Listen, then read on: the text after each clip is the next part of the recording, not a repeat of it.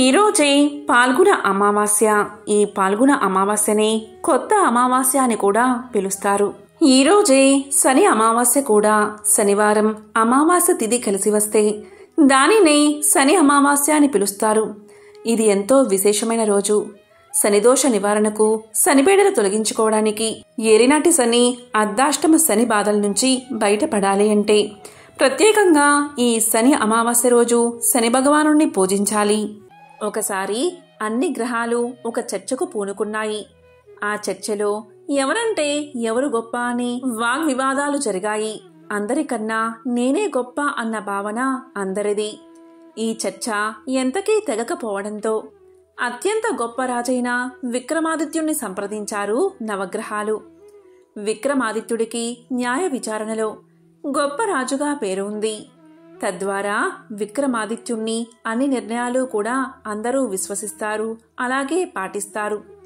కాబట్టి ఈ ప్రశ్న విక్రమాదిత్యుడి ముందుకు చేరుకుంది.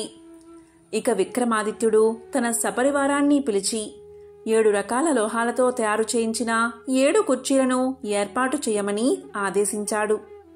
ఇక వారు రాజు ఆజ్ఞాపించినట్లే చేశారు. అన్ని గ్రహాలను ఒక్కొక్క కుర్చీలో ఆసీన్లు కమ్మని సూచించాడు మహారాజు విక్రమాదిత్యుడు.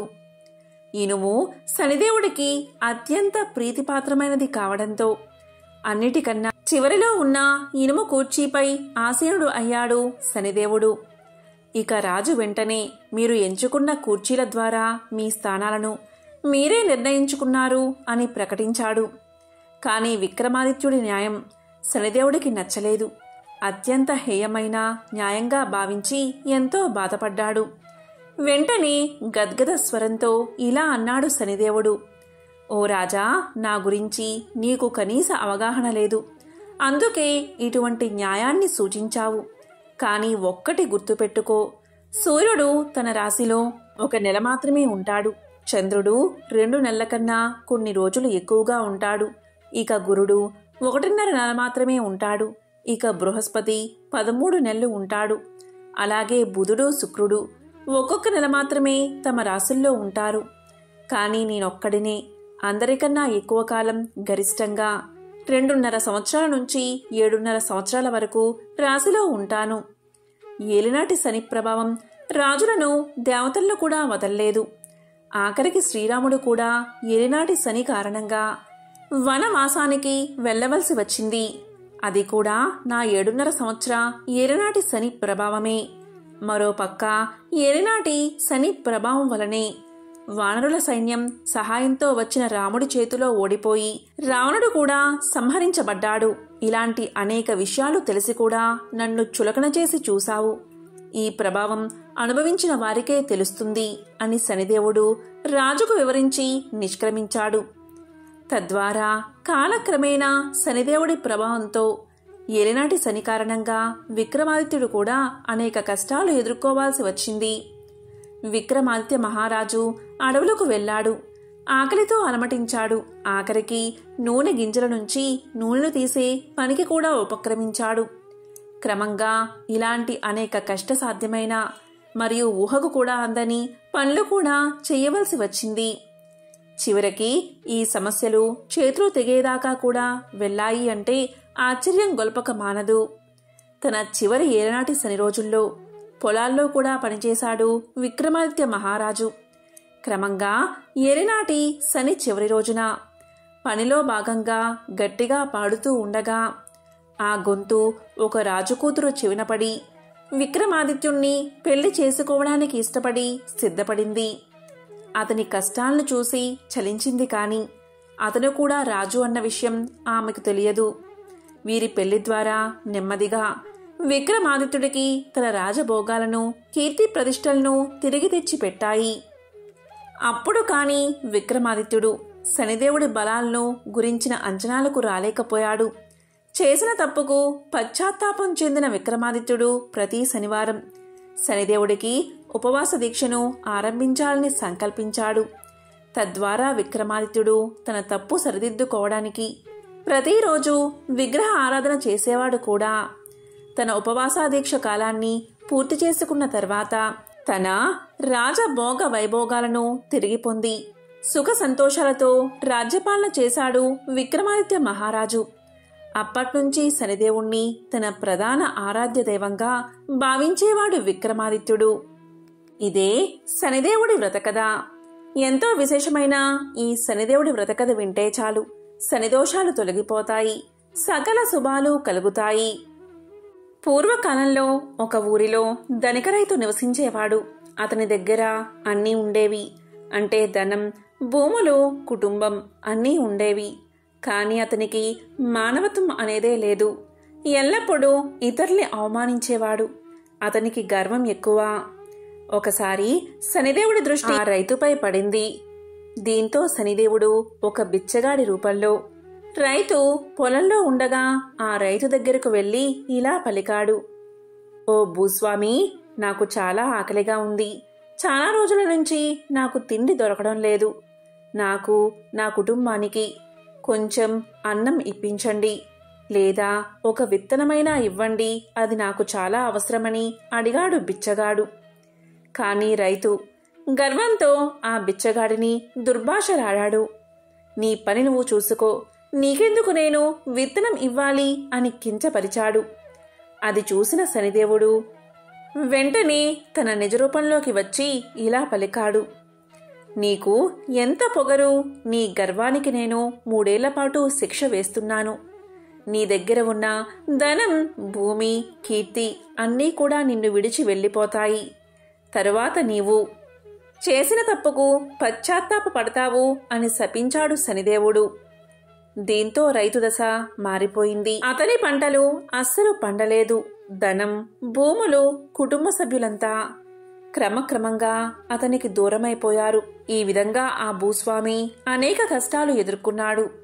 ఒకరోజు అతను అలసిపోయి నడుస్తూ నడుస్తూ ఒక ఆలయానికి చేరుకున్నాడు. అది శనిదేవుడి ఆలయం. అక్కడ శనిదేవుణ్ణి చూసిన వెంటనే ఆ భూస్వామికి అతను చేసిన తప్పేంటో తెలిసి వచ్చింది. దీంతో అతను కన్నీటితో ఇలా ప్రార్థించాడు. ఓ శనిదేవా, నేను నా పొగరుతో ఎన్నో తప్పులు చేశాను. ఎంతో మందిని కష్టపెట్టాను. ధనం ఉన్నంతసేపు కుటుంబం నాతోనే ఉంది. ఎప్పుడైతే నా భూములు పోయాయో, ధనం లేదో, నా కుటుంబం, భార్య, పిల్లలు నన్ను వదిలి వెళ్ళిపోయారు. నేను ఒంటరివాడిని అయిపోయాను. దయచేసి నా కష్టాలు తొలగించు స్వామి. నేను చేసిన తప్పుకు క్షమాపణ కోరుతున్నాను అని కన్నీటితో వేడుకున్నాడు. ఇక ఆ భూస్వామి యొక్క పశ్చాత్తాపాన్ని చూసిన శనిదేవుడు ఆ భూస్వామి ముందు ప్రత్యక్షమై ఇలా అన్నాడు. నీ పాపానికి సమయం పూర్తయింది. నీవు పశ్చాత్తాపంతో మంచివాడిగా మారావు. నీకు మళ్ళీ ధనం, కీర్తి, కుటుంబం అన్నీ తిరిగి వస్తాయి అని ఆశీర్వదించాడు. రామాయణ కథ ప్రకారం రావణుడి చెరలో ఉన్న సీతాదేవిని తీసుకువచ్చేందుకు వారధి నిర్మిస్తున్నారు వానరులు. హనుమంతుడి సారథ్యంలో రాళ్లపై శ్రీరామ అని రాస్తూ వారధి కడుతూ ఉన్నారు. ఆ సమయంలో అక్కడికి వచ్చాడు శనిదేవుడు. అయితే వంతెన నిర్మాణానికి సాయంగా వచ్చాడేమో అనుకున్నాడు హనుమంతుడు. నీపై నా ప్రభావం చూపించేందుకు వచ్చాను అంటూ అసలు విషయం నెమ్మదిగా చెప్పాడు శనీశ్వరుడు. శని నిర్ణయించుకున్నాక ఆ శని ప్రభావం తగ్గించుకోవడం మినహా తప్పించుకోవడం సాధ్యం కాని పని. అందుకే చేసేది లేక ఆంజనేయుడు సరే అని పలికాడు. వెంటనే హనుమంతుడి తలపై కూర్చున్నాడు శనిదేవుడు. శని తన తలపై కూర్చుంటే వంతెన నిర్మాణానికి తలపై రాళ్లు మొయ్యడం కుదరదు కదా. దీంతో స్వామి కార్యంలో ఉన్న సమయంలో పనికి అంతరాయం కలుగుతోందని తలను వదిలి కాళ్ళు పట్టుకోమని చెప్పాడు హనుమంతుడు. దీనికి అంగీకరించాడు శనీశ్వరుడు. ఇక శని ఆంజనేయుడి కాళ్ళు పట్టుకోవడానికి ప్రయత్నిస్తాడు.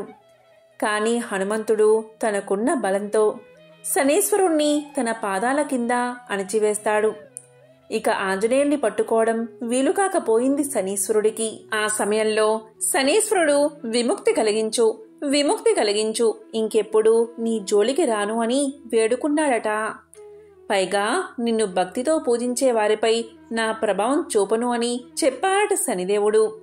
అలా శనీశ్వరుడి చెర నుంచి హనుమంతుడు తప్పుకోవడంతో పాటు తన భక్తులను కూడా తప్పించాడు. ఏలనాటి శని ప్రభావంలో ఉన్న జాతకులు హనుమంతుణ్ణి స్తుతిస్తే వారిపై శని ప్రభావం తగ్గుతుందని చెబుతూ ఉంటారు. ఆంజనేయుడికి రామనామం అంటే ఎంతో ప్రీతి. ఆ మంత్రాన్ని జపించిన వారిపైన కూడా హనుమంతుడి కరుణ ఉంటుంది. శ్రీరామ అని పలికితే చాలు హనుమంతుడు అండగా నిలబడతాడు. శనిదోషాలు తొలగిపోతాయి, సకల శుభాలు కలుగుతాయి.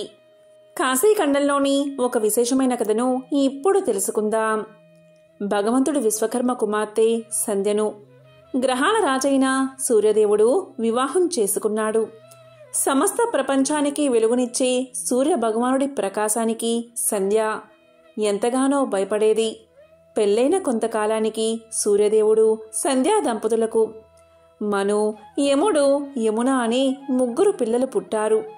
అయినప్పటికీ సంధ్య సూర్య భగవానుడి ప్రకాశాన్ని తట్టుకోలేకపోయేది. ఇక సూర్యుడి ప్రకాశాన్ని తట్టుకోలేక సంధ్య తపస్సు చెయ్యాలని నిర్ణయించుకుంది. ఆమె తన ఛాయకు ప్రాణాన్ని పోసింది. సంధ్య తన పిల్లల్ని చూసుకునే బాధ్యతను ఛాయకి అప్పగించి తన తండ్రి ఇంటికి వెళ్ళింది. తీరా విశ్వకర్మ పుట్టింటిని ఉండడం సమంజసం కాదని నచ్చచెప్పడంతో ఆమె అడవిలో అశ్వం రూపాన్ని ధరించి తపస్సులో మునిగిపోయింది. మరొక వైపు ఛాయ నీడ కావడంతో సూర్య భగవానుడి ప్రకాశానికి ఎటువంటి ఇబ్బంది కలగలేదు.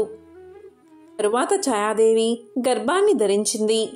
శనీశ్వరుడు ఛాయ గర్భంలో ఉన్నప్పుడు ఛాయ శివుడి కోసం తీవ్రమైన తపస్సు చేసింది.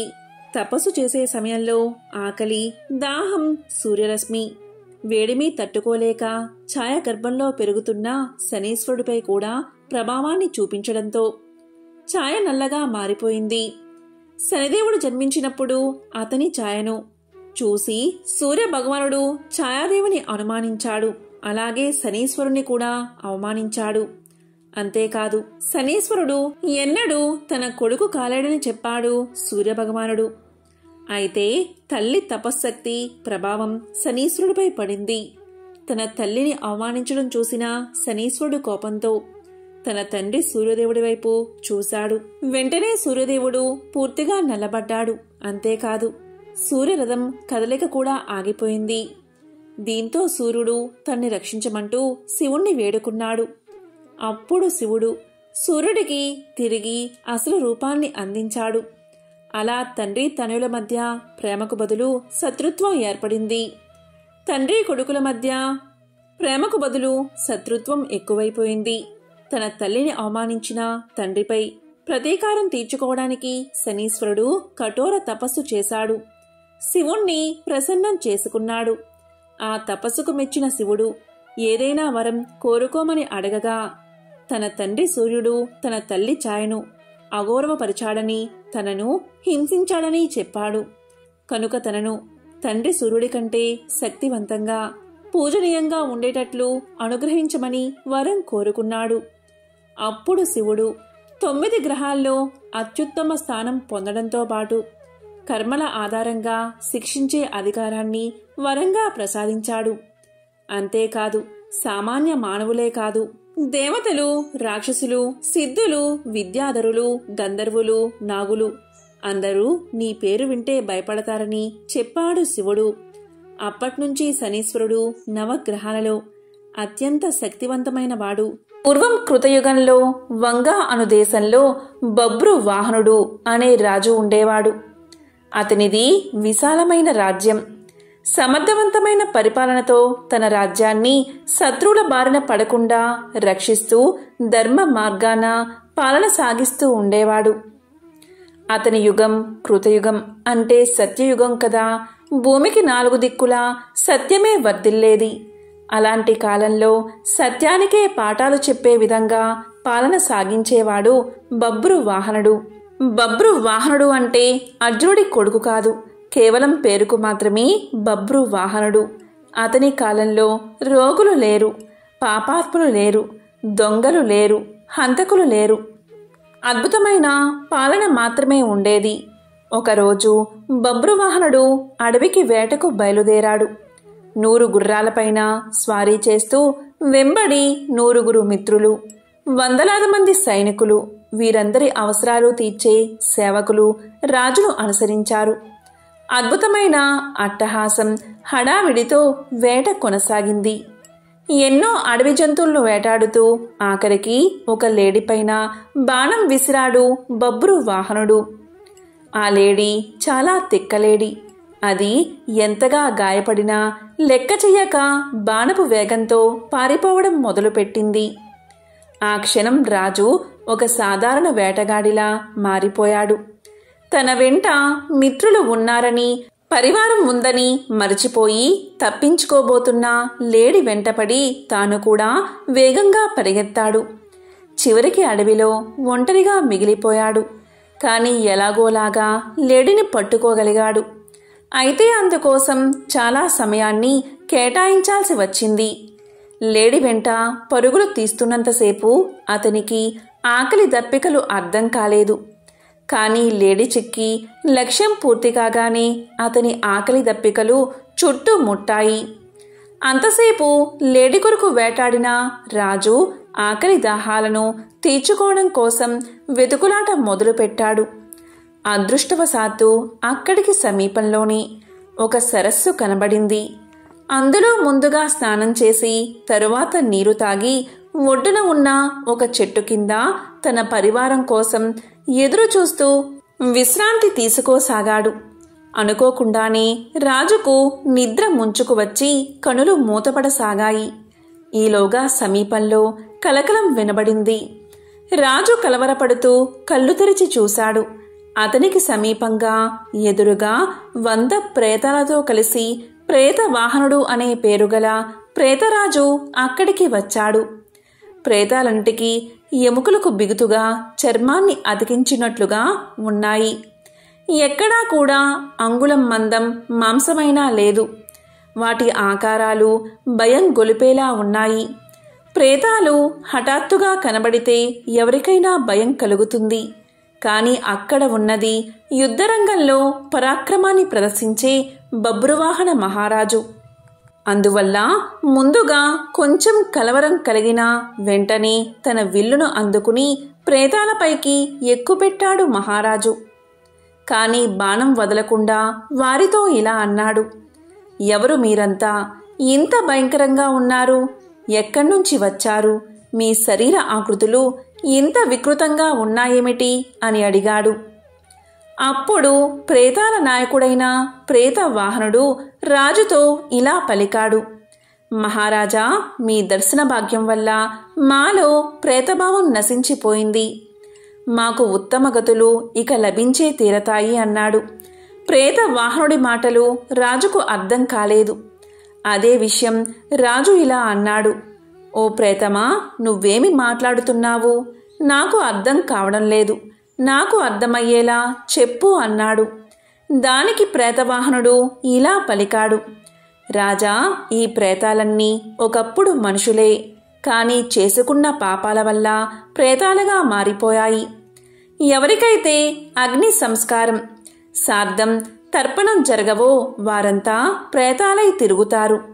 అంతేకాదు, నమ్మక ద్రోహులు, పాపాలకు ప్రాయశ్చిత్తం చేసుకోనివారు, తాగుబోతులు, దొంగతనం చేసేవారు, ఈర్ష, అసూయ, ద్వేషాలతో కాలం గడిపేవారు, గురుపత్నిని చరిచినవారు, ఒకరి ఆస్తిని అన్యాయంగా లాక్కున్నవారు, పరుల సొమ్ముకు ఆశపడిన వారు మొదలైన తప్పుడు పనులు చేసేవారంతా ప్రేతాలుగా మారతారు. మేమంతా ఇలా వచ్చిన వారమే. రాజా, మాకు తిండి దొరకదు, నీరు దొరకదు. దీంతో మేము ఆకలి దప్పికతో అలమటించిపోతూ ఉంటాం. మాకు ఎవరు శ్రాద్ధం కానీ పిండం కానీ పెట్టరు. అందుకే మేము ఇలా మిగిలిపోయాము. ఇలా మిగిలిపోయిన వారికి రాజే అపరక్రియలు జరపాలి. అలా జరపడం వల్ల మేము ప్రేత రూపం నుండి విముక్తి పొందుతాం. అలాగే మీరు కూడా గొప్ప పుణ్యాన్ని సంపాదించుకుంటారు. రాజా, బతికి ఉన్నంతసేపు వీరు నావారు, వీరు నావారు అనుకుంటాం. కానీ చివరకు ఎవరూ ఉండరు. కొడుకులు, భార్య, వీరు మన అవసరం కోసం, మన స్వార్థం కొరకు మన వల్ల పుట్టుకు వచ్చిన వారే. మనం వారి అవసరం తీర్చినంత కాలం వారి చేత గౌరవించబడతాము. తరువాత మన అవసరం ఉండదు. అప్పుడు వారి నుండి గౌరవం లభించదు. మనిషి చచ్చాక ధనం ఇంటి దగ్గరే ఉండిపోతుంది. బంధువులు శ్మశానం దగ్గర విడిపోతారు. శరీరం కాష్టం దగ్గర విడిపోతుంది. ఇక విడిపోయాక పరలోకం దాకా వచ్చేవి పాప పుణ్యాలే అని చెప్పాడు ప్రేత వాహనుడు. అప్పుడు బబ్రువాహనుడు ఇలా పలికాడు, ఓ ప్రేతవాహన, చాలా తెలిసినవాడిలా మాట్లాడుతున్నావు. ఇంతకీ నీవు ఎవరు? నీవు మనిషిగా ఉన్నప్పుడు నీవు ఎవరు అని అడిగాడు. దానికి ప్రేతవాహనుడు ఇలా సమాధానం చెప్పాడు, ఓ రాజా, ప్రేతంగా మారడానికి ముందు నేను ఒక ధనికుడైన వైశ్యుణ్ణి. పేరు దేవదత్తుడు. నేను సన్మార్గంలో నడిచాను. దేవతారాధన చేశాను. తీర్థయాత్రలు తిరిగాను. దాన ధర్మాలు కూడా చేశాను. కానీ నాకు అపరకర్మలు చేయడానికి మాత్రం ఎవరూ లేకుండా పోయారు. అందుకనే ఇలా ప్రేతానై తిరుగుతున్నాను. రాజా, ఒక దేశపు రాజు అన్ని వర్ణాల వారికి, అన్ని కులాల వారికి బంధువులు అవుతాడని శాస్త్రాలు చెబుతున్నాయి. అందుకని నీవు మా అందరి కోసం అపర కర్మలు చేసి మాకు ముక్తిని కలిగించు అని చెప్పి తన వద్ద ఉన్న ఒక మణిని తీసి రాజుకు ఇవ్వబోయాడు ప్రేతవాహనుడు. అందుకు రాజు ఇలా పలికాడు, ఓ ప్రేతవాహన, నేను ఒక రాజుని. ఇతరుల నుండి దానాన్ని స్వీకరించను. మీకు అపరకర్మలు మాత్రం చేస్తాను. కానీ ప్రేతవాహన, నాకిది చెప్పు, మా వంశస్థుల్లో ఎవరైనా ప్రేతదశలోనే ఉండిపోయారా? ఒకవేళ ఉండిపోతే ఆ విషయం నేను ఎలా తెలుసుకోవాలి? వారికి ముక్తిని ఎలా కలిగించాలి అని అడిగాడు. దానికి ప్రేతవాహనుడు ఇలా చెప్పాడు, రాజా, మీ వంశంలోని వారు ఎవరైనా ప్రేతత్వంలా మిగిలిపోయి ఉంటే మీకు కారణం లేకుండానే కొన్ని కష్టాలు వచ్చి పడతాయి. దాంపత్య జీవితంలో అపశృతులు ఏర్పడతాయి. భార్యాభర్తలు పూర్తిగా ఆరోగ్యంగా ఉన్నా కూడా వారికి పిల్లలు పుట్టరు. స్త్రీలకు నెలసరి సమస్యలు నిరంతరం కలుగుతాయి. యవ్వనంలోనే ఆత్మీయ బంధువులు మరణిస్తారు.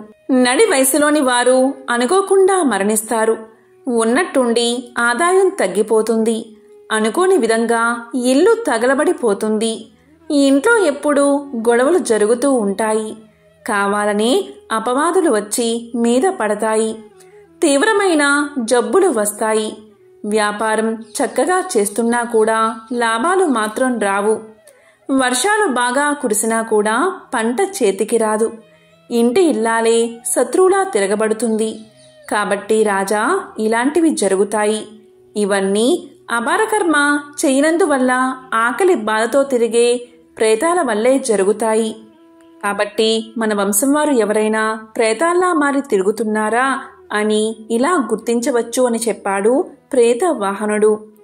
ఇదంతా విన్న తర్వాత బబ్రువాహన మహారాజు తన నగరానికి వెళ్లి ప్రేతాల విముక్తి కోసం శ్రాద్ధ అపరకర్మలు చేయించాడు.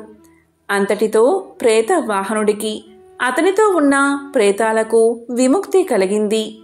వారంతా ఎంతో సంతోషంగా స్వర్గాన్ని చేరుకున్నారు. ఇది గరుడ పురాణంలోని కథ.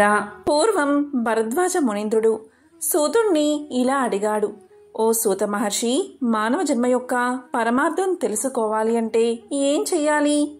సంసార బంధం నుంచి విముక్తి కలిగించే దివ్య సాధనం ఏమిటి అని అడిగాడు. దానికి సూతుడు ఇలా సమాధానం చెప్పాడు, ఓ భరద్వాజ మునీంద్ర, కలియుగంలో మానవులు ముక్తిని పొందాలి అంటే ఏం చెయ్యాలో వివరించే ప్రాచీన ఇతిహాసాన్ని నీకు చెప్తాను. శ్రద్ధగా విను అని ఇలా చెప్పడం ప్రారంభించాడు. పూర్వకాలంలో పుండరీకుడు అనే పేరుగల ఒక బ్రాహ్మణుడు ఉండేవాడు. అతను బుద్ధిమంతుడు, విద్యావంతుడు, సంపన్న కుటుంబంలో పుట్టాడు. ఉపనయనం అయిన తర్వాత యథావిధిగా బ్రహ్మచర్యాన్ని పాటిస్తూ సమర్థులైన ఉపాధ్యాయుల దగ్గర వేద శాస్త్రాధ్యయనం చేశాడు. పుండరీకుడు చక్కటి తెలివితేటలు ఉన్నవాడు. కొంతకాలంలోనే వేదాధ్యయనం, శాస్త్ర పాఠాలు ముగించుకుని విద్యావంతుడై ఇంటికి చేరుకున్నాడు. ఇక తల్లిదండ్రులు విద్యావంతుడు యుక్త వయస్సుడు అవడం వల్ల పుండరీకుడికి వివాహం చెయ్యాలని తలచి పుండరీకుణ్ణి ఇలా అడిగారు. వివాహం చెయ్యాలి అని తమ ఆశను పుండరీకుడికి చెప్పారు.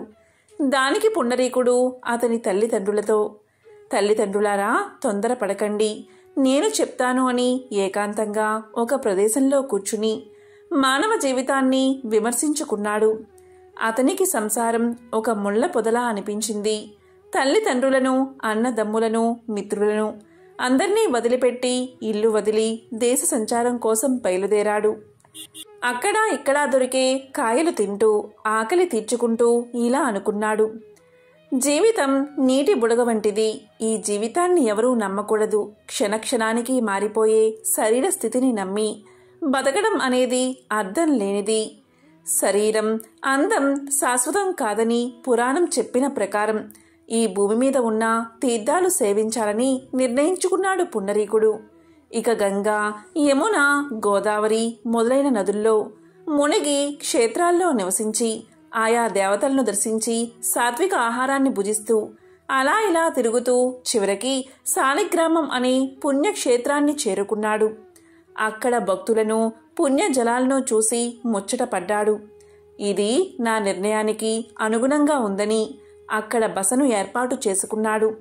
తాను గురువుల వల్ల తెలుసుకున్న ప్రాణాయామం మొదలైన యోగా శాస్త్రాన్ని ఆచరణలో పెట్టి తీర్థ స్నానం, భగవద్ధ్యానం సంకల్పం చేస్తూ అక్కడ చాలా కాలం గడిపాడు. అలా ఉండగా ఒకరోజు నారద మహాముని అక్కడికి చేరుకున్నాడు. దీంతో పుండరీకుడు నారదుని యొక్క దివ్య తేజస్సును చూసి ఆశ్చర్యంతో నారదుడికి స్వాగతం చెప్పి తన పర్ణశాలకు తీసుకుని పోయాడు. ఇక స్వాగత మర్యాదలన్నీ చేసి ఆసనంపై కూర్చోబెట్టాడు. అప్పుడు నారదుడు ఆనందంతో ఆసనంపై కూర్చుని మౌనంగా పుండరీకుడిని పరిశీలనగా చూశాడు. దాంతో పుండరీకుడు ఇలా పలికాడు. మహాత్మా, మీరు ఎవరు? నన్ను తరింప చేయడానికి ఈ రూపంలో వచ్చిన శ్రీమన్నారాయణుడే అనుకుంటున్నాను అని అనగా నారదుడు ఇలా పలికాడు. పుండరీక, నన్నందరూ నారదుడు అని పిలుస్తారు. నేను నిన్ను చూద్దామని వచ్చాను. భక్తి శ్రద్ధలు కల భక్తుణ్ణి చూస్తే పుణ్యం వస్తుందని భగవంతుడే అన్నాడని చిరునవ్వుతో నారదుడు చెప్పాడు. ఇక నారదుడి మాటలు వినగానే పుండరీకుడు లేచి తన 2 చేతులు జోడించి నమస్కారం చేసి, నారద మహర్షి, నా జన్మ సార్థకమైనది.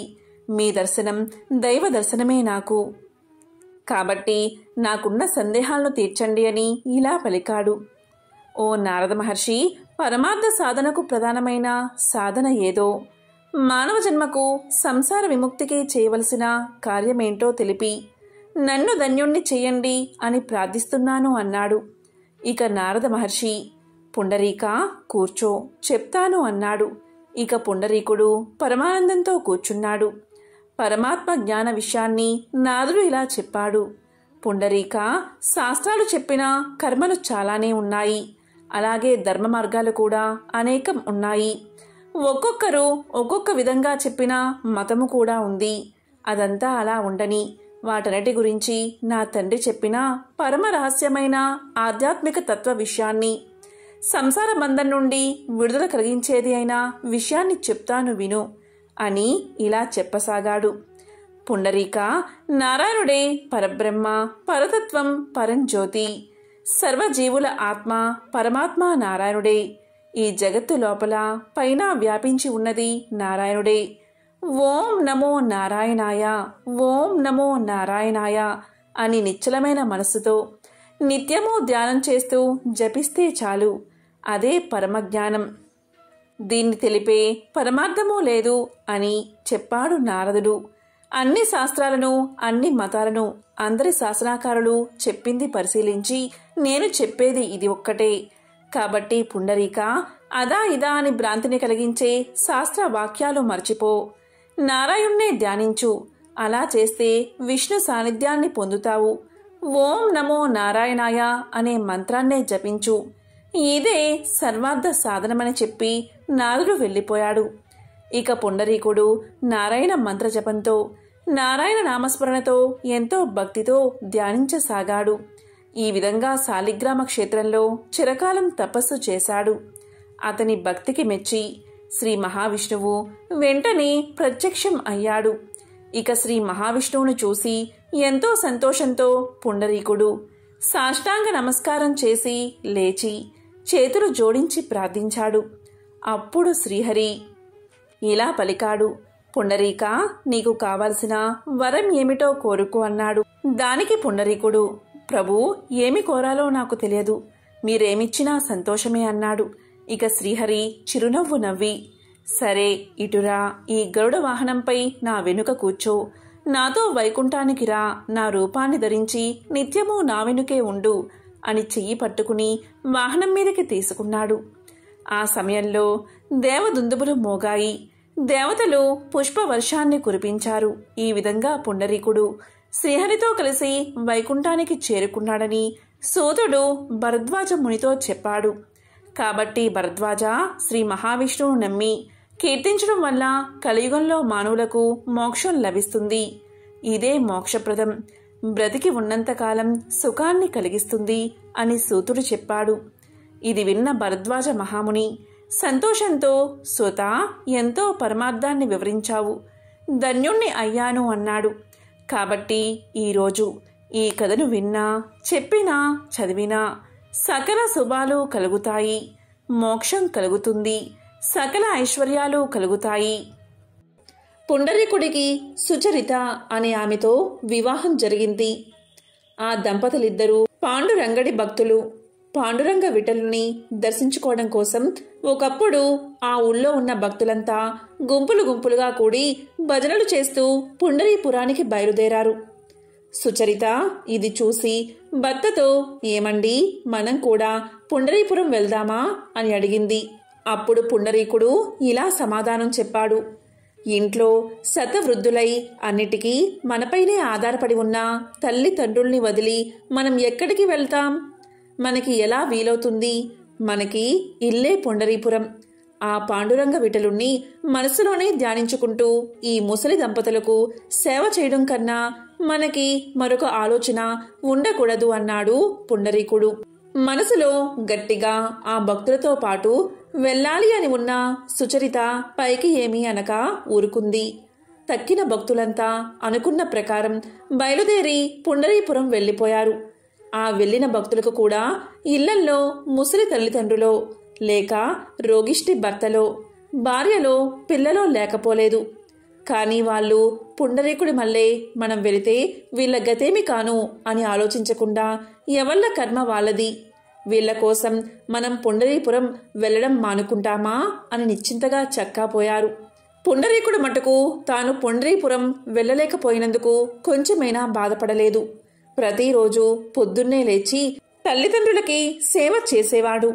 పాపం వాళ్ళు కూర్చుంటే లేవలేని ముసలి వాళ్ళు. వాళ్ళకి వెచ్చటి నూనె ఒళ్ళంతా రాసి నలుగు పెట్టి గోరువెచ్చని నీటితో స్నానం చేయించేవాడు. తెల్లటి, మెత్తటి, శుభ్రమైన తువ్వాలతో తుడిచి తేలిక బట్టలు కట్టించేవాడు. చెయ్యి ఊత ఇచ్చి లోపలికి తీసుకువచ్చి దేవతార్చన పీఠానికి ఎదురుగా పీటల మీద కూర్చోబెట్టి తండ్రికి సంధ్య వార్చుకునే నిమిత్తం జారీ తెచ్చి ఇచ్చేవాడు. తండ్రి చాలా గొప్ప పండితుడు, భక్తుడు, కర్మిష్ఠిని అయితేనే ముసలితనం వల్ల జ్ఞాపక శక్తి తగ్గిపోయి దేవతార్చన చేసుకునేటప్పుడు మధ్య మధ్య మంత్రాలు కూడా మరిచిపోయేవాడు. అందుకు పూజ అయ్యేదాకా పుండరీకుడు అతని దగ్గరే కూర్చుని తండ్రి మరిచిపోయి తడబడుతున్న మంత్రాలు జ్ఞాపకం చేస్తూ ఉండేవాడు. ముసలితనం వల్ల ఆ తండ్రికి చూపు సరిగ్గా ఆనేది కాదు.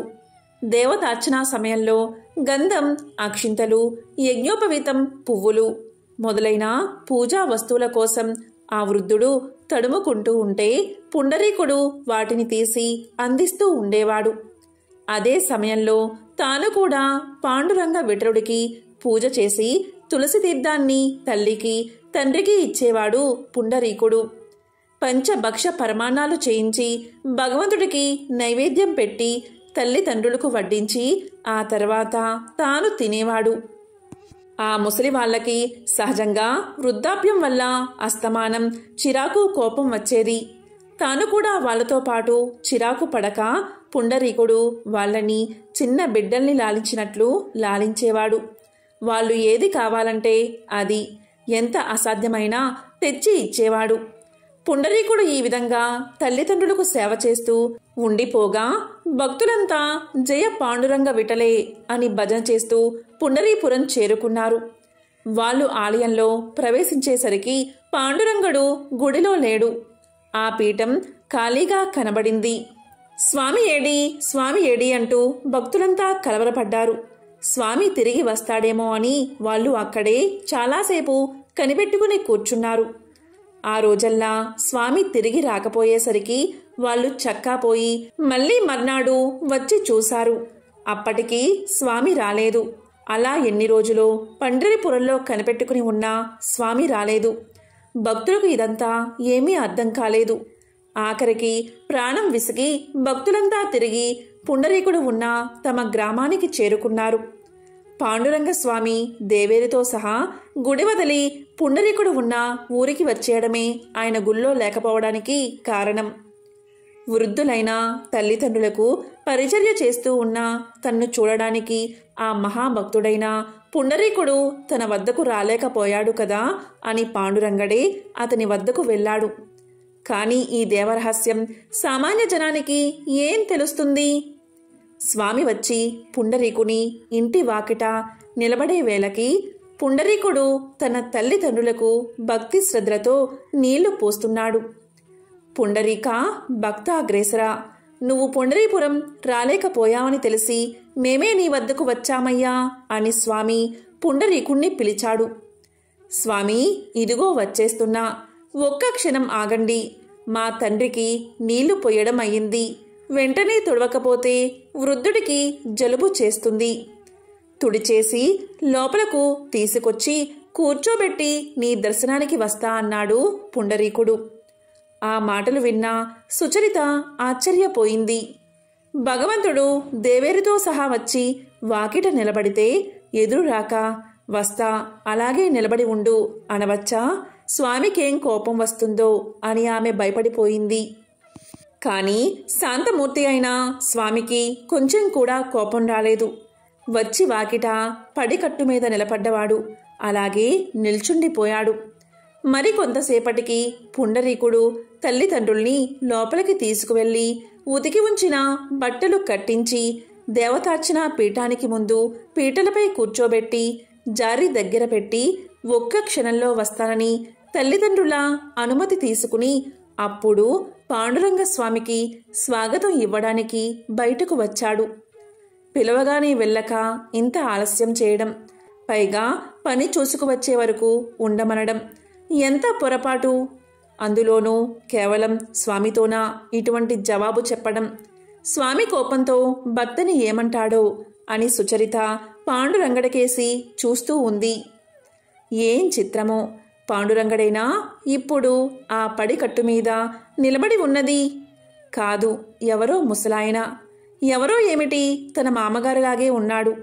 అప్పుడేగా తన భర్త మామగారిని స్నానం చేయించి లోపలికి తీసుకువెళ్ళింది. అంతవరకు ఆ పడికట్టు మీద స్వామి పక్కన నిలబడి ఉన్న దేవేరి కూడా ఇప్పుడు కనబడదే. ఆమె స్థానంలో తన అత్తగారికి మళ్ళీ ఉన్న ముసలామె ఎవరో నిలబడి ఉంది. సుచరితకు ఒక్క క్షణంలో ఇదంతా అర్థమైపోయింది. తల్లిదండ్రులకు పరిచర్య చేయడమే పరమధర్మంగా భావించి తన భర్త పుండరీపురం వెళ్ళలేదు. ఆ తల్లిదండ్రులకు పరిచర్య చేయడం మాకు పరిచర్య చేయడం లాంటిదే సుమా అని తనకు తెలపడం కోసం లక్ష్మీనారాయణలు తనకు అత్తామామల రూపంలో కనబడుతున్నారు అని ఆమె తెలుసుకుంది. పుండరీకుడు ఇంతలో లక్ష్మీ సమేతుడైన స్వామికి సాష్టాంగ నమస్కారం చేసి గరుడవాహన జగన్నాథ, పుండరీకాక్ష, పాండురంగ అని అనేక విధాల స్తోత్రం ప్రారంభించాడు. అప్పుడు పాండురంగడు దేవేరి కూడా ఎంతో ఆనందం చెంది శిరస్సు మీద చేతులు ఉంచి పుండరీక భక్తాగ్రేసరా, వృద్ధులైన నీ తల్లిదండ్రులకు నీవు భక్తి తాత్పర్యాలతో చేసిన పూజ పరిచర్య మాకు బాగా నచ్చాయి. ఏం వరం కావాలో కోరుకో అన్నారు. అప్పుడు పుండరీకుడు స్వామి, నాకు, నా భార్యకు, అలాగే నా తల్లిదండ్రులకు నీ దర్శనం కోసం మేము పుండరీపురం రాలేము. మమ్మల్ని కటాక్షించడానికి ఇంత దూరం వచ్చావు కదా, కాబట్టి ఇక్కడే ఉండిపో, ఇదే నా కోరిక అన్నాడు. ఆ తర్వాత కాలంలో అది పుణ్యక్షేత్రంగా వెలసిల్లింది. ఊళ్ళో ఉన్న భక్తులకి జ్ఞానం కలిగింది.